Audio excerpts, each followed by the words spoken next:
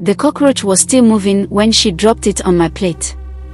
"Eat it," she said, her voice calm like she wasn't asking me to do something crazy. "That's what you deserve for breaking my glass." I looked down at the cockroach, my stomach turning. Its legs twitched. Tears streamed down my face, but I couldn't argue. I knew if I didn't, she'd do worse. I had only been working for Madame Abeni for 6 months, but I already knew what kind of person she was. She wasn't just rich, she was powerful in Lagos. She had connections everywhere, and she used that to control everyone around her. And she made sure that I, her housemaid, felt like I was the lowest of the low. I had come to Lagos hoping to change my life. I was from a small village in Osun, where things were hard. My parents were poor farmers, and life was a daily struggle to put food on the table. When the driver from Madame's house came to our village looking for a maid, my parents saw it as a chance for me to escape our struggles. They thought it would be an opportunity for me to learn, maybe even get an education, and one day send money back to them. They were happy for me, so they agreed without hesitation. I remember when the driver came to collect me, my parents packed my things, and my mother gave me a long hug. "Be good, and do as you're told," she said, smiling through her tears. "You're going to work for a good family now." But I was wrong. The first few days in Madame Abeni's house seemed fine. I was given a uniform, told where to sleep, and shown how to clean the house. But soon, I realized this wasn't a normal household. Madame wasn't a regular employer. She was always harsh, always demanding more from me. The house was enormous, with long hallways, high ceilings, and rooms that seemed endless. The kitchen, where I spent most of my time, was filled with expensive gadgets, and the dining table had a fine china set. But everything was just an illusion, hiding the evil beneath. Madame Abeni always acted like she was doing me a favor by letting me work for her. She gave me nothing, no kindness, no understanding. At first, I didn't understand the rules of her house. She expected things to be done perfectly. If I cleaned the floors and left even a small spot, she would yell at me. If I made food and it wasn't to her exact liking, she would throw it away and order me to cook again. And it wasn't just the chores, she made sure to humiliate me whenever she could. One evening, she caught me accidentally spilling water on the carpet in the sitting room. It wasn't my fault, the carpet was old, and the water jug was too heavy for me. "You think you can just spill things in my house and get away with it," she yelled. She grabbed my wrist, twisting it painfully. "You are here to serve me, not to make messes.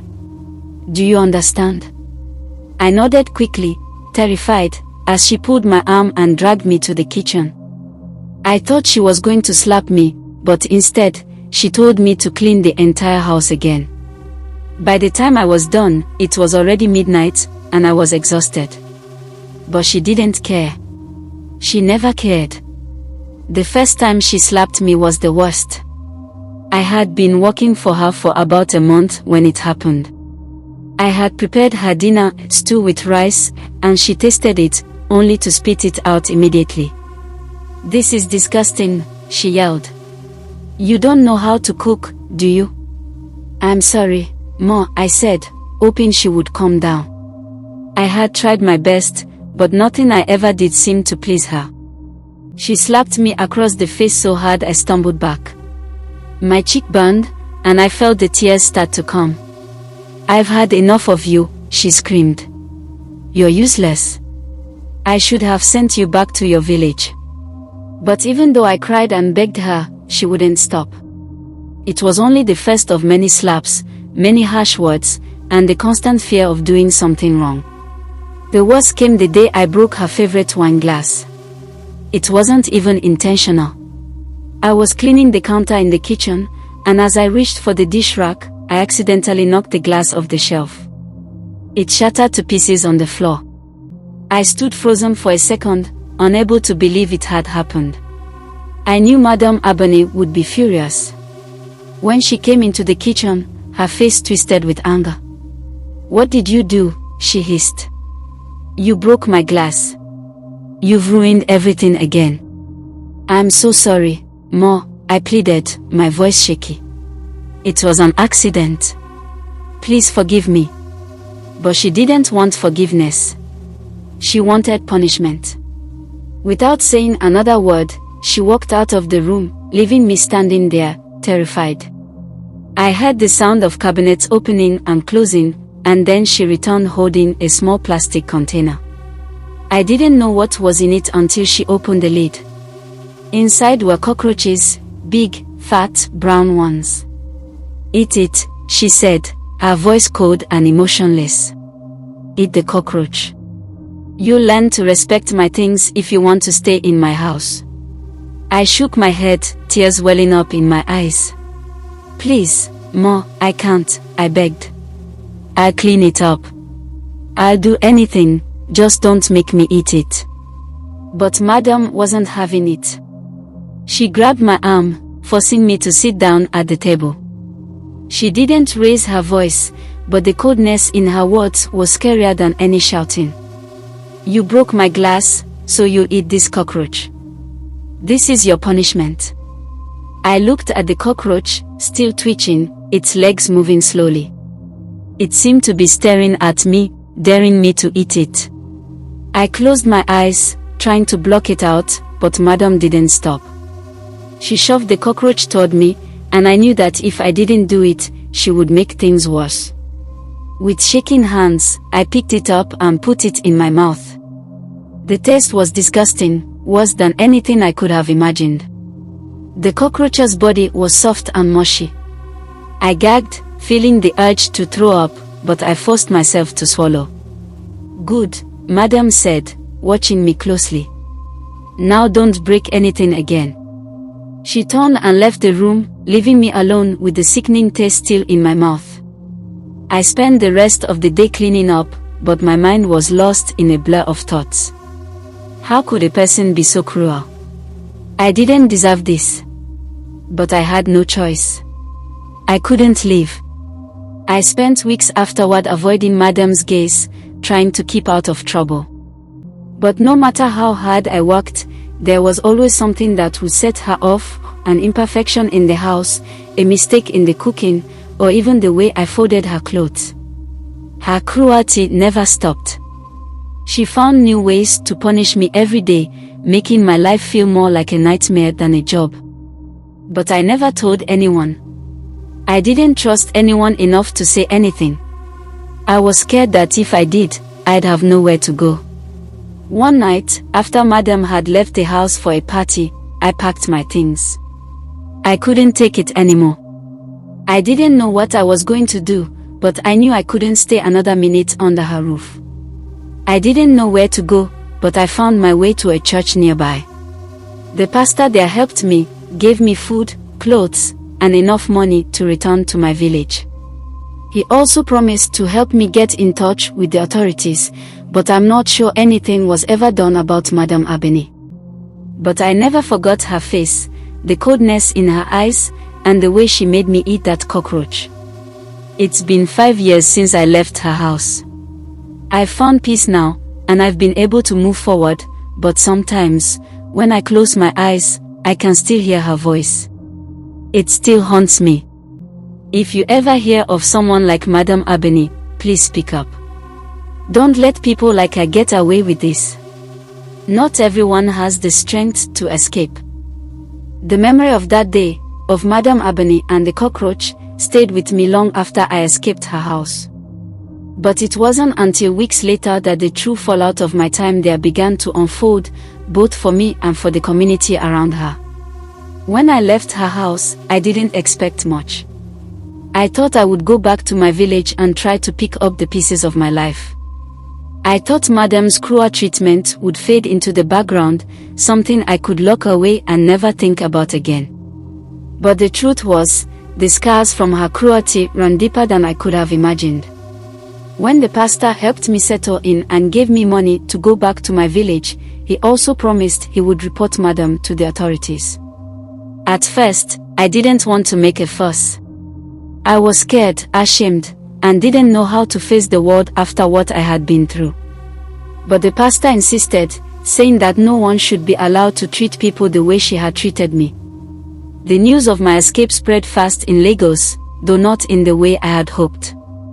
The first time I heard people talk about Madam Abene was in a small shop in my village. I was standing in line to buy some rice when I overheard a group of women gossiping. "Did you hear? That girl, the one who used to work for Madam Abene, ran away," one of them said. "They say she was abused. Madam treated her terribly." The shock of hearing it hit me like a slap in the face. I had never told anyone back in my village what had happened, but somehow, the story was already out. That evening, I went to see the pastor, who told me that he had contacted a lawyer to help me. Madam Abene had been reported to the police, and a case was being built against her for abuse and mistreatment. The legal process was slow, but it was happening. The trial didn't happen overnight. It took months, and during that time, many things began to unfold that I hadn't expected. Madam Abene's reputation in Lagos was powerful. She had connections in high places, and when the case went public, the city seemed divided. Some people couldn't believe that the woman they knew, the elegant, well-dressed businesswoman who owned half the salons in the city, could be capable of the things I'd accused her of. Her supporters came forward, claiming that I was lying, that I had fabricated the story to cover up my own failings. They said I was lazy and ungrateful, that I had broken the glass and deliberately ruined things in her house. But others knew the truth. The few people who had witnessed Madam's treatment of me and others came forward, and slowly, a picture began to form of a woman who used her wealth and power to control, humiliate, and destroy anyone who crossed her. The court hearings were long and exhausting. Every time I took the stand, I relieved the pain and humiliation. I had to recount the details I tried so hard to forget, the endless chores, the punishments, the way Madam had treated me like a slave. I had to look at her face as she sat across the room, cold and unmoving, her eyes filled with disdain. During one of the hearings, I was asked to describe the cockroach incident. I could hardly bring myself to speak about it again. But when I did, the room went silent. The judge, a stern woman who seemed to understand the depth of what I was saying, asked me, "Do you understand what this woman put you through?" "I understand," I said, my voice barely above a whisper. The attorney representing Madam Abene tried to discredit me. They called me a liar, questioned my character, and even suggested I was only looking for money. It was the hardest part, being called a liar. I thought about the years of pain I had endured, the trauma that still made it hard for me to sleep at night. How could they think I would lie about something so terrible? But then, something unexpected happened. More women came forward. One by one, other former employees of Madam Abene spoke out. They shared their stories of abuse, of being mistreated, of being forced to do things that no human being should have to do. They spoke of long hours, of beatings, and the humiliation of working under her thumb. Some women who had worked for Madam years before me described being punished for even the smallest mistakes, just like I had been. The tide started to turn. Public opinion shifted. People who had once defended Madam Abene now started questioning her. Her salons began losing customers, her business deals fell through, and even her friends in high places began to distance themselves. Eventually, the court reached a verdict. Madam Abene was found guilty of abuse and mistreatment. She was ordered to pay restitution to the victims, including me, and was sentenced to several years in prison. The judge's words were final, but they didn't bring me the relief I thought they would. There was no joy in seeing her face as she was escorted out of the courtroom in handcuffs. All I could think about was the years of my life that had been stolen, and the damage done to my heart and spirit. When Madam Abene was arrested, the community didn't know how to react. Some people were relieved, while others felt a strange sense of betrayal. Madam had been a figure of power in Lagos. She had always made donations to charity, held glamorous parties, and had built her empire from the ground up. She was a symbol of success, and many people admired her.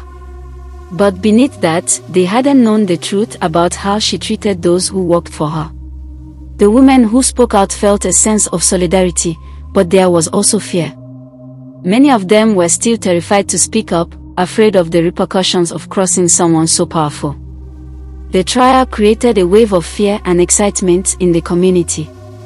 People began to ask themselves questions about what was really happening behind closed doors, about how easily abuse could go unnoticed. For me, the aftermath was complicated. The trial didn't fix everything. It didn't erase the shame I felt, the nights I woke up screaming, or the times I would feel her presence even when she wasn't around. I had nightmares for months, still tasting the bitterness of the cockroach in my mouth. But in some ways, the trial helped. It gave me a sense of justice, a way of proving to myself and others that I wasn't lying, that I wasn't crazy. But the community struggled with the truth. People began to question what they had known about Madam Abini. Her businesses were in turmoil, and some people found it hard to trust others in positions of power again. It wasn't just about the abuse of one maid, it was about how many people had been hurt in silence, how many had suffered and kept quiet because they didn't know how to escape. In the years that followed, the trial became a turning point for the way the community viewed power, authority, and respect. Many young people who had worked for wealthy families or powerful employers started speaking out about their experiences, sharing stories they had kept hidden for years. The fear of being punished for speaking up began to lessen, and people realized that they deserved better than what they had been given. For me, things slowly got better. I moved to a different part of Lagos, found a new job in a safe environment, and began to rebuild my life. I kept in touch with the women who had spoken out, and together, we formed a small support group. We had survived, and we helped each other cope with the trauma we had been through. But there was always a part of me that would carry the scars of those years. And I knew that as long as I lived, I would never forget the woman who made me eat a cockroach. The truth, in the end, had set us free. But the scars of what we had endured would last a lifetime. Did you enjoy the story? If you did, please give us a like, and subscribe to our channel. Don't forget to comment, let us know what you think about this story, and stay tuned for more videos. Thank you.